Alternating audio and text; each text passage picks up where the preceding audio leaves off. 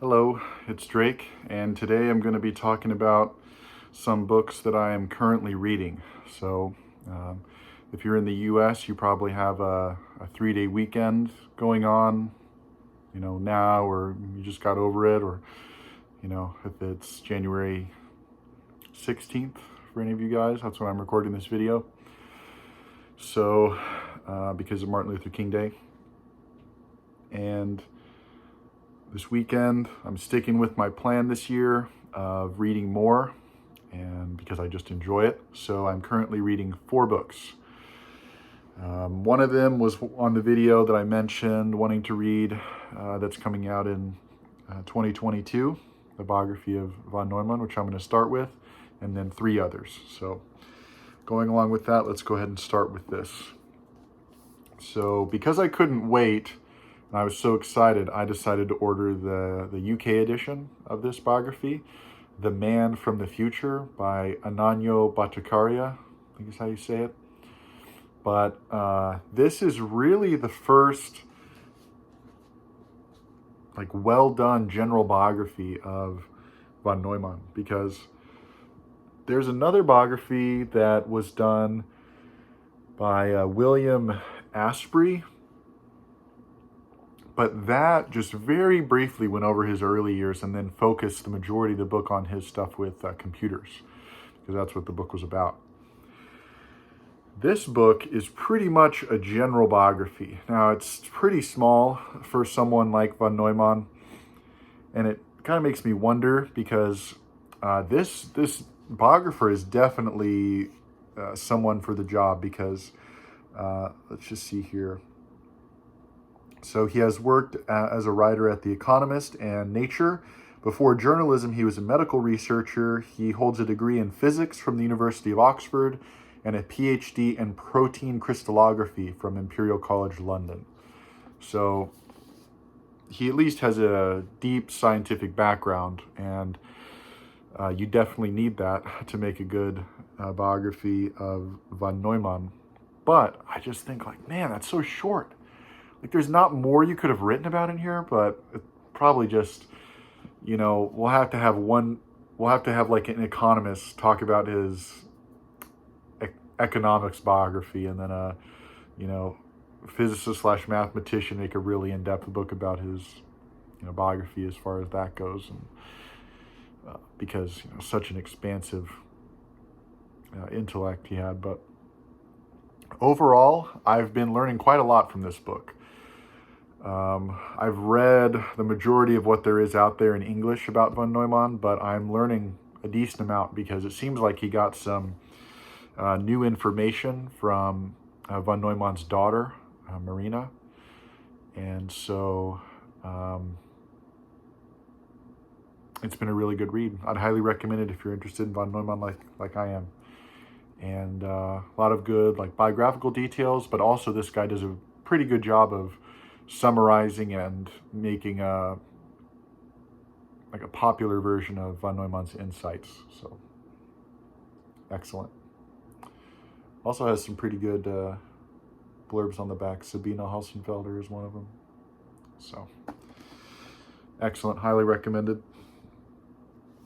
And then the next one here is one I've mentioned, I think I mentioned at least once or twice, at least the author I've mentioned.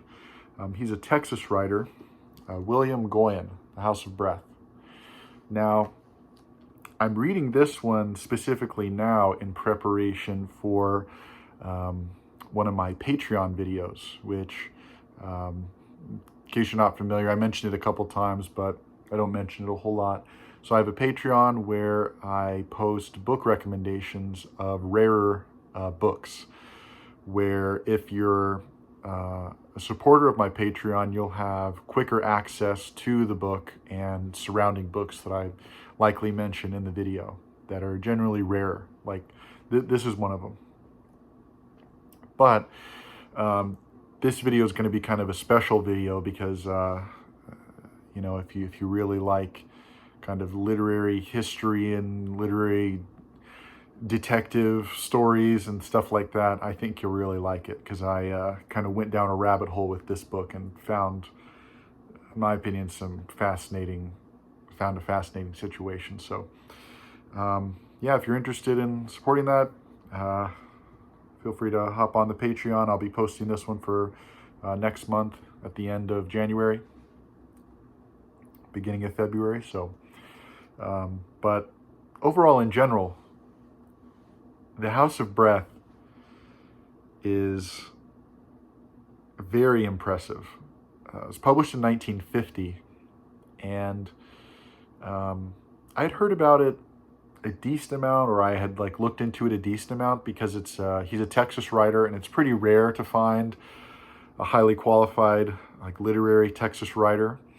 There are only a couple, I'd say, and William Goyen is definitely one of them, especially in his early career.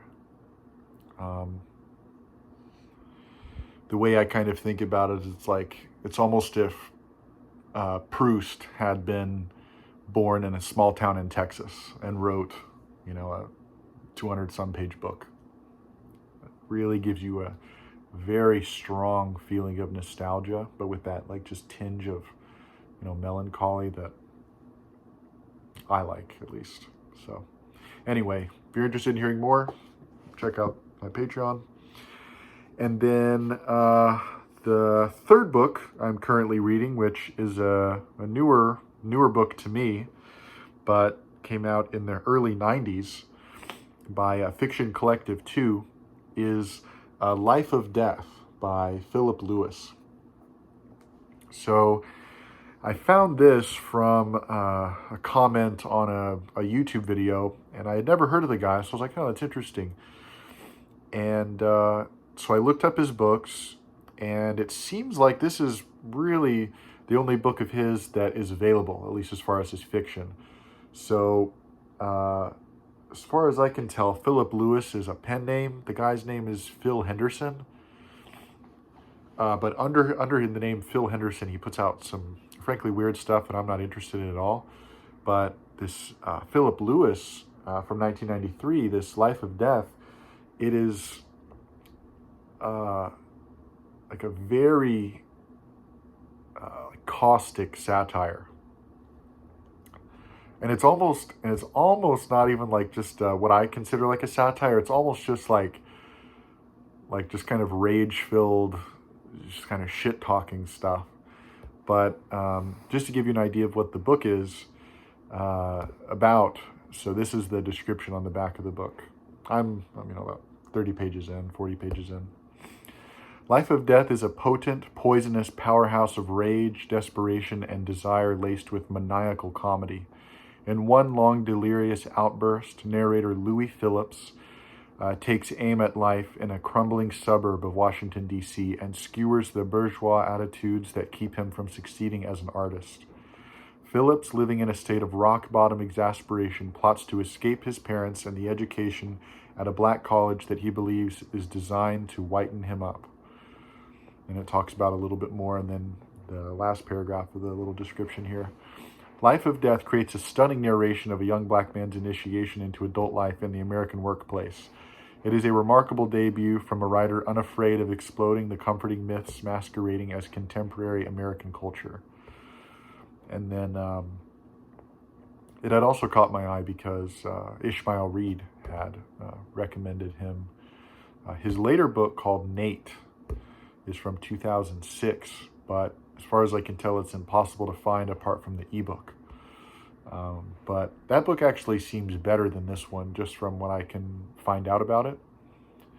So I think once I read this one, because this one's a very quick read, I would say.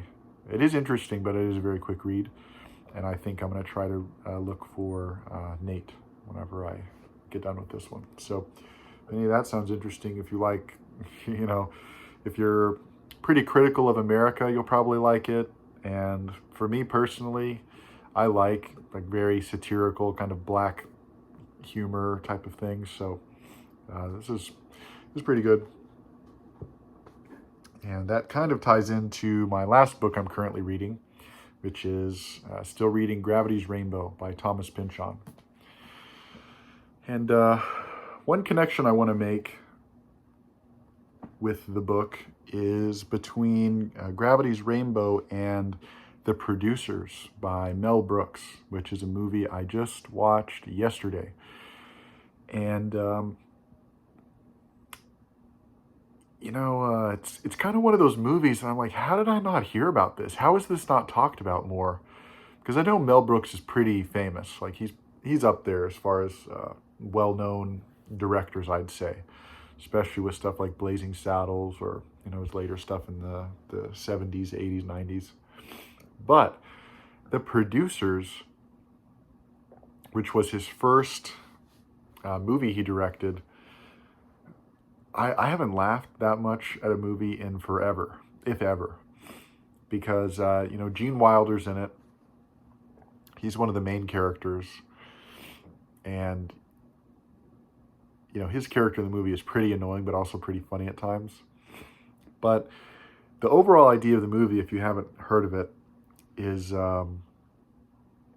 this kind of down and out theater director apparently used to be pretty well known and popular and successful, is now down and out, and he basically manipulates these old ladies with heiresses, and their four husbands have already died, so they have all their money, and he manipulates them to takes money from them, and this and that. That's kind of how the movie opens. And he just has flop after flop of his plays that he puts on Broadway. And this accountant comes in. Gene Wilder's the accountant. And Gene Wilder has this kind of epiphany where he's like, well, let's say you raise $1 million for a play and it only takes 50,000 and it flops, so it only goes on for one night. That means you just get $950,000, because as long as it makes no profit, you can't give anyone any profits. You just keep the money.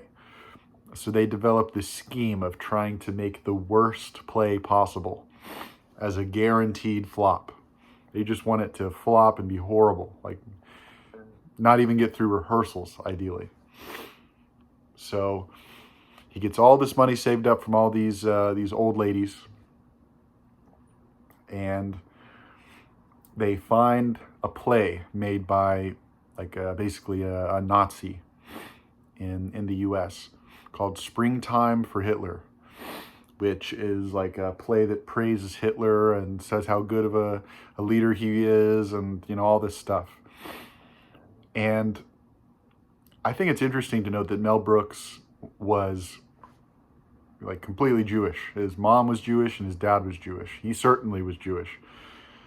And so, anyone, I would say, the way I see the movie is that he was using the movie and this hysterical kind of black comedy, very, very dark comedy, I'd say. It's as cynical as Dr. Strangelove, which is a very cynical movie, I'd say. He was using this comedy as a way to kind of process his view of the world and view of humanity. Because I would say he had a fairly dark view of humanity, and I would agree with his view of humanity, where,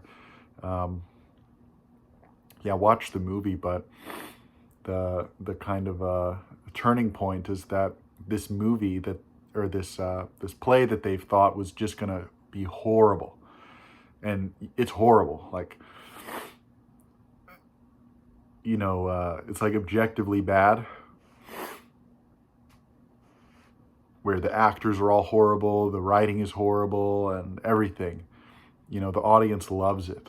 They just think it's so funny, and it doesn't flop, which is, one of the deeper criticisms, I think, of American artistic culture, is that the vast majority of people love stuff of exceptionally low quality, which is, of course, still true today.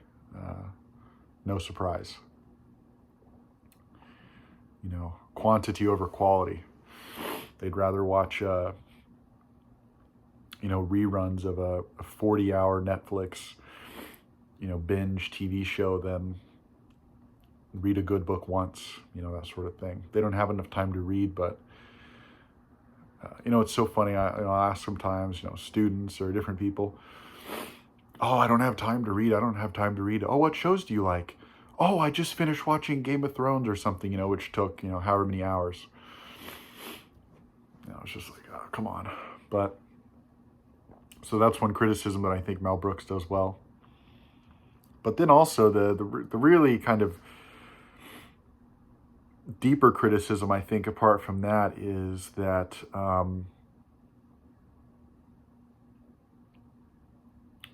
and I think this is where it connects to Gravity's Rainbow, at least what I'm thinking. Like, well, it kind of splits up into two things, and I think they're both definitely relevant to today. Is kind of as long as it's entertaining, people will go along with anything, and I don't need to belabor the point, but that obviously is relevant to America's political situation today, and I think it is very troubling. Because I think to a large degree Hitler was entertaining. He was just entertaining. He was overall a pretty stupid person. Like, if you stacked him up against an intelligent person, Hitler would not do well. He made an unbelievable amount of blunders, political blunders, tactical blunders, strategic blunders. I mean, he objectively lost, so clearly was missing something somewhere. But somehow he was able to get at least 30% of people behind him. And yeah, I mean, if you watch some of his speeches, he was entertaining. He was entertaining. He could give a good speech, but and in the same way, the play and the producers is very entertaining. Oh, it's so funny. Oh yeah, I love it. And then also, I think one thing that is especially true for America and not true for many countries in Europe, at least not true to the same degree for many countries in Europe, is that I would say the vast majority of Americans, like, people born in America, it's definitely less so with immigrants to America. Even maybe first generation immigrants, second generation immigrants, maybe quite more similar to people born in America, indigenous Americans, so to say. But Americans are totally divorced from reality, where in the same way that the people and the producers are divorced from reality, where as long as Hitler's funny, like, that's all that matters in the context of the play. Like, when you zoom out and you're like me myself, I'm watching the movie, I can look at what's his name? I think his name was Dick Shawn, right? The guy who's LSD.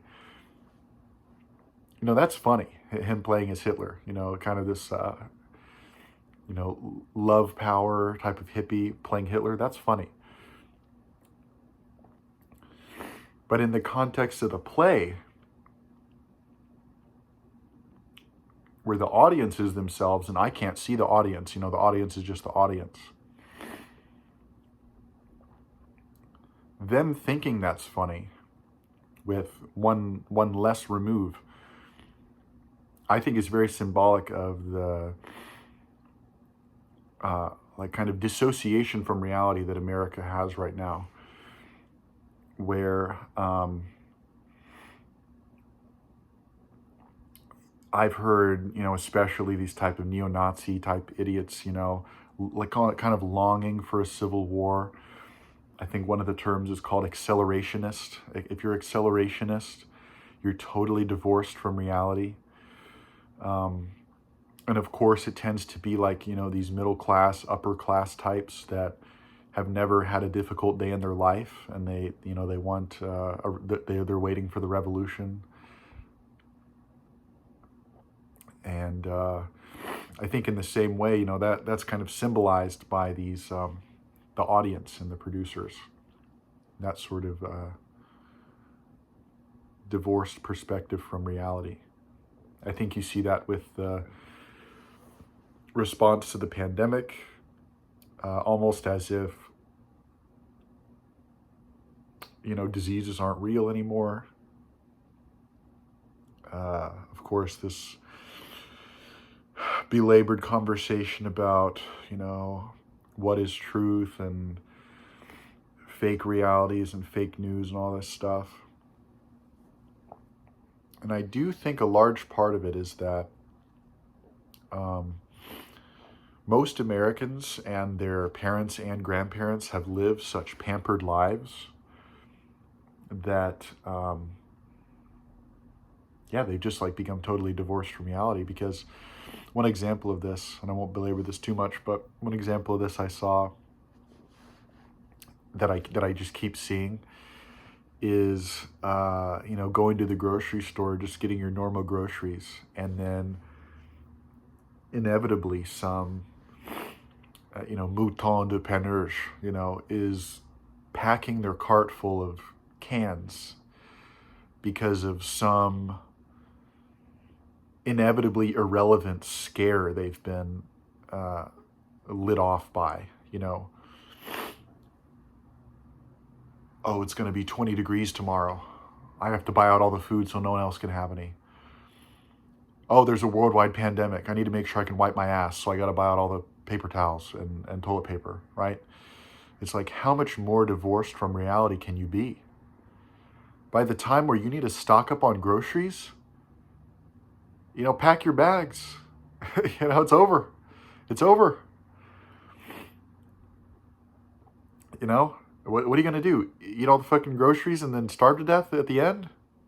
Watch everyone else die until you starve to death? It's like, at the point where you need to fucking fill gas, fill trash bags with gas, you're in like a pre-The Road scenario, like, McCarthy's The Road. And of course, if you're the type of person to like hoard stuff like that, you're not going to make it. You're not going to make it. It's obvious, These type of people are not going to make it. And, I just see, just endless examples of this type of thing every day, especially being an American.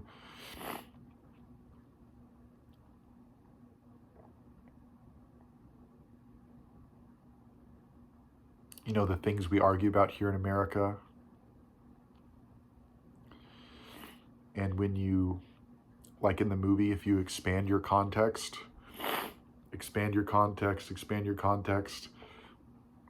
a lot of the conversations that you see in American culture are like just beneath satire, or, it's just like, it's impossible to make fun of it anymore because it's just so like base level stupid. And I'm sure anyone listening to this can hear or can think of, an endless number of examples like I can. But, thinking of another movie I watched clips of recently, Network, written by Patty Chayefsky, Sidney Lumet.